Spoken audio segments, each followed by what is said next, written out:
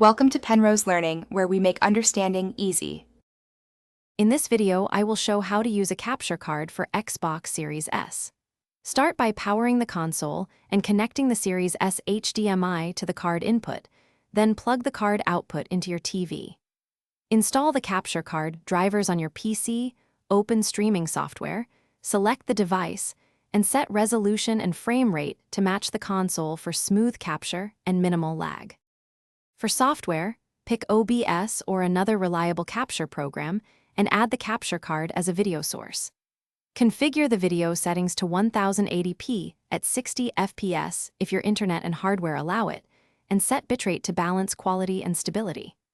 Use hardware encoding when possible, test audio sync with a short recording, and save a custom profile so you can quickly load optimal streaming settings. If you encounter issues, power cycle the console, capture card, and PC first, then confirm HDMI cables are fully seated. Update the capture card firmware and PC drivers to rule out software bugs, and try a different USB port if frames drop. Record local test clips to isolate audio sync problems, and temporarily reduce resolution or frame rate to see if performance stabilizes before adjusting more advanced settings.